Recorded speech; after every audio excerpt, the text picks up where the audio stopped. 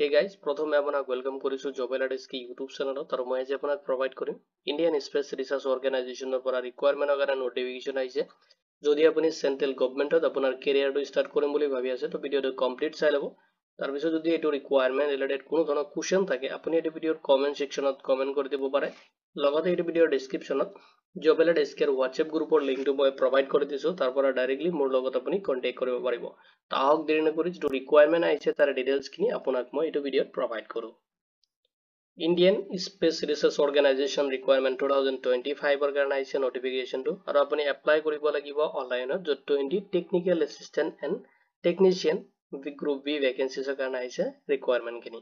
আৰু এইটো ভিডিঅত ইয়াৰে যি ৰিকুৱাৰমেণ্ট আহিছে তাৰ ডিটেইলছখিনি আপুনি চিষ্টেমেটিক চেক কৰিব পাৰিব। এতিয়া চাই লওক যিটো ৰিকুৱাৰমেণ্ট আহিছে তাৰ অভাৰভিউখিনি চাই লওক। য'ত আপোনাৰ নেম অফ অৰ্গেনাইজেচন দি আছে ইণ্ডিয়ান স্পেচ ৰিচাৰ্চ অৰ্গেনাইজেচনৰ পৰা আহিছে ৰিকুৱাৰমেণ্টটো। আৰু আপোনাৰ যিটো জব টাইপ হয় এইটো আপোনাৰ চেন্ট্ৰেল গভৰ্ণমেণ্ট জব হ'ব। আৰু আপোনাৰ যিটো নেম অফ পোষ্ট নেমখিনি দি আছে টেকনিকেল এছিষ্টেণ্ট এণ্ড টেকনিচিয়ান যিটো গ্ৰুপ বিৰ কাৰণে আছে নটিফিকেশ্যনটো আহিছে। আৰু কোৱালিফিকেশ্যন বিচাৰিছে যদি আপুনি ডিপ্লোমা কৰিছে বা ITI কৰিছে বা NTC বা NTSC কোৰ্স আপুনি কমপ্লিট কৰিছে তেতিয়া পোষ্টখিনিৰ কাৰণে আপুনি এলিজিবল হ'ব। এপ্লাই যিটো মোড হয় আপুনি অনলাইনত কৰিব লাগিব। অফিচিয়েল ৱেবছাইটত আপুনি ভিজিট কৰিব পাৰে, যিটো লিংক মই আপোনাক এই ভিডিঅৰ ডেসক্ৰিপচনত প্ৰভাইড কৰি দিম। এতিয়া ভেকেন্সি ডিটেইলছখিনি চাই লওক। য'ত আপোনাৰ ফাৰ্ষ্ট ভেকেন্সি আছে টেকনিকেল এছিষ্টেণ্টৰ কাৰণে, য'ত নাম্বাৰ অফ পোষ্ট দি আছে 10, আপুনি 10 পোষ্টৰ কাৰণে এপ্লাই কৰিব পাৰিব। আৰু পোষ্টখিনি আপোনাৰ ডিসিপ্লিন ৱাইজ ডিভাইড কৰি দিয়া আছে। চিভিলৰ কাৰণে আছে 2 পোষ্ট, মেকানিকেলৰ কাৰণে আছে 2 পোষ্ট, ইলেক্ট্ৰিকেলৰ কাৰণে আছে 2 পোষ্ট, কম্পিউটাৰ সায়েন্স / ITৰ কাৰণে আছে 3 পোষ্ট এণ্ড ইলেক্ট্ৰনিকৰ কাৰণে আছে 1 পোষ্ট। এইখিনি পোষ্ট আপুনি এপ্লাই কৰিব পাৰিব এলিজিবিলিটি ক্ৰাইটেৰিয়াখিনি যদি ফেচ কৰি আছে। এলিজিবিলিটি ক্ৰাইটেৰিয়াত বিচাৰিছে যদি আপুনি ইঞ্জিনিয়াৰিঙত কোনো ধৰণৰ ডিপ্লোমা কমপ্লিট কৰিছে, লগতে আপুনি ফাৰ্ষ্ট ক্লাছ পাব হ'ব লাগিব আৰু আপুনি ডিগ্ৰীটো কমপ্লিট কৰা হ'ব লাগিব যিকোনো ৰিকগনাইজ ষ্টেট বৰ্ডৰ পৰা, তেতিয়াহে আপুনি এপ্লাই কৰিব পাৰিব। পে স্কেল যেটো চাব আৰু আপুনি ৰিসিভ কৰিব 44,900 ৰ পৰা লৈ কিনে 1,42,400 আপুনি পাৰ মান্থ ৰিসিভ কৰিব, যেটো আপোনাৰ স্যালাৰি হ'ব।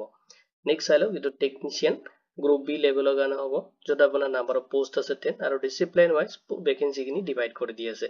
টাৰ্নাৰৰ কাৰণে আছে 2 পোষ্ট, মেকানিষ্টৰ কাৰণে আছে 2 পোষ্ট, ইলেক্ট্ৰনিক মেকানিকৰ কাৰণে আছে 2 পোষ্ট, ইলেক্ট্ৰিচিয়ানৰ কাৰণে 2 পোষ্ট আছে, প্লাম্বাৰৰ কাৰণে আছে 1 পোষ্ট, মেকানিকেল ৰেফ্ৰিজাৰেশ্যন এণ্ড এয়াৰ কণ্ডিশ্যনিঙৰ কাৰণে আছে 1 পোষ্ট। টোটেল আপুনি 10 পোষ্টৰ কাৰণে এপ্লাই কৰিব পাৰিব।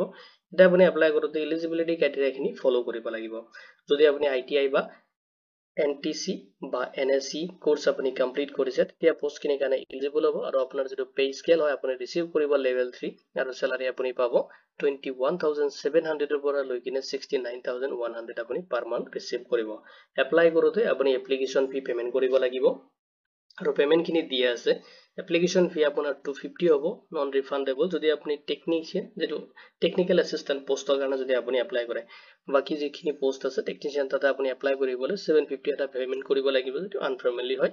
আৰু এটো ৰিফাণ্ডেবল কিছুমান পলিচি আছে, তাতে আপুনি যদি ওমেন ক্যান্ডিডেট হয় SC ST PWD ex servicemen candidate হয় তেতিয়াহলে আপুনি ফুললি ৰিফাণ্ডেবল পাব যদি আপুনি ৰিটেন টেষ্টটো এটেম্প কৰে, তাৰ পিছত আপুনি পাব। যদি আপুনি আনৰিজাৰ্ভ PWS OBC ক্যান্ডিডেট হয় তেতিয়াহলে আপুনি 500 এটা ৰিফাণ্ডেবল পাব, এটেম্প কৰিব লাগিব আপুনি ৰিটেন টেষ্ট। এতিয়া চালো কিছুমান টাৰ্ম এণ্ড কন্ডিশন দিয়া আছে।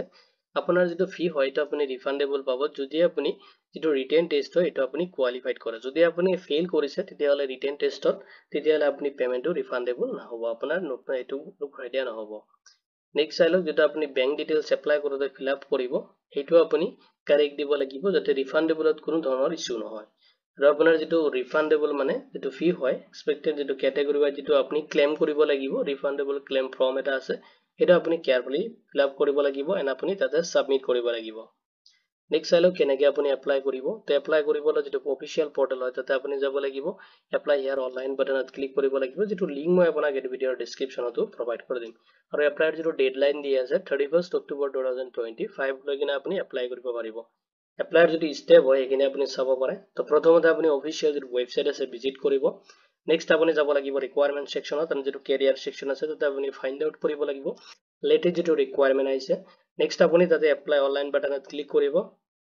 আপুনি এপ্লিকেশন ফৰ্মটো ফিল আপ কৰিব লাগিব কেয়াৰফুলি, আপলোড কৰিব লাগিব ৰিকুৱাৰমেন্ট এণ্ড নেসেসাৰী ডকুমেন্টস, লগতে ফটো সিগনেচাৰ আপলোড কৰিব। এপ্লিকেশন ফি যেটো ক্যাটাগৰি ৱাইজ দি আছে সেইখিনি পেমেন্ট কৰিব।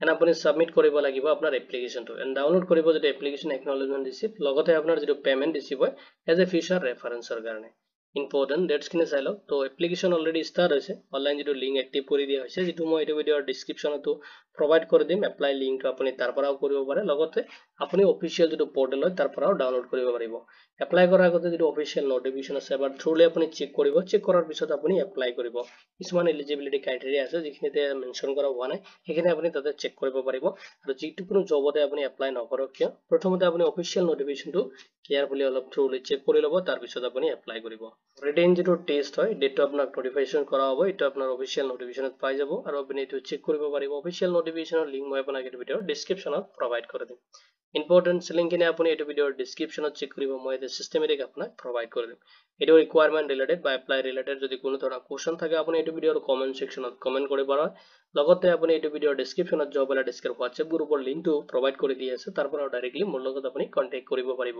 ভিডিঅ'টো চোৱাৰ বাবে ধন্যবাদ দি কিনে আজিৰ ভিডিঅ' মই ইমানতে সামৰিছোঁ